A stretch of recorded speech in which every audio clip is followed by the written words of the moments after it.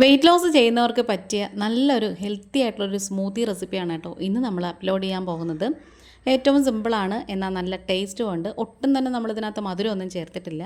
Video skip ചെയ്യാതെ full കാണണേ. ഇഷ്ടപ്പെട്ട ചാനലൊന്ന് സബ്സ്ക്രൈബ് ചെയ്ത് ലൈക്ക് ചെയ്ത് ഷെയർ ചെയ്ത് സപ്പോർട്ട് കൂടെ ചെയ്യണം.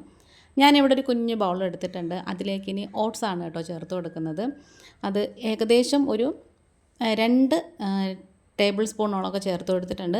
അത് അവരവരുടെ പാകത്തിന് ചേർത്ത് കൊടുക്കാം.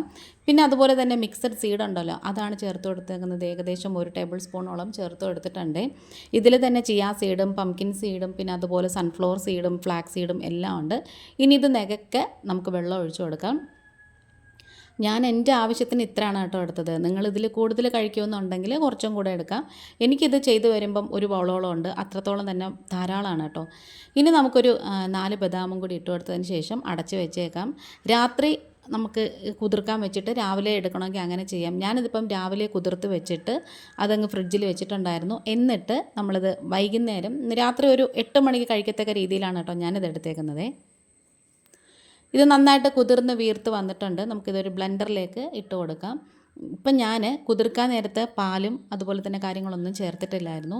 ഇതുപോലെ ആ ഒരു ഓട്സ് മാത്രമേ ചേർത്തുള്ളൂ. ഇനി ഇതിലേക്ക് നമ്മൾ ഏത്തപ്പഴം എടുക്കരുത്. നമ്മുടെ തന്നെ വീട്ടിലുണ്ടായ തനി നാടൻ പഴമാണ് കേട്ടോ. നമ്മളിത് കറിക്കായ എന്നൊക്കെ പറയും. ഈ ഒരു പഴം പഴുത്ത് കഴിഞ്ഞാൽ നല്ല മധുരമാണ് കേട്ടോ. നല്ല റോബസ്റ്റ പഴത്തിൻ്റെ ഒരു ടേസ്റ്റാണ്.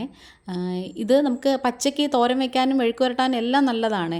ഭയങ്കര കട്ടിയുള്ളൊരു പഴമൊന്നുമല്ല. ഇനി നമുക്കിതിലേക്ക് ഞാനിപ്പം ഒരു 3 പഴം എടുത്തിട്ടുണ്ടായിരുന്നു.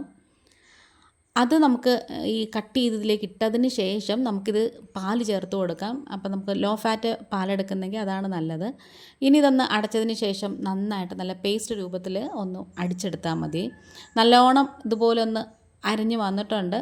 ഒന്നും കൂടി നമുക്കിതൊന്ന് അടിച്ചെടുക്കാം. ഇനി ഇതിലേക്ക് പാല് വേണമെന്നുണ്ടെങ്കിൽ നമുക്ക് ചേർക്കാം. പിന്നെ ആ ബദാം ചെറിയ കഷ്ണമായിട്ട് കിടക്കുന്നെങ്കിൽ അതിങ്ങനെ കടിക്കാൻ നല്ല ടേസ്റ്റാണ് കേട്ടോ.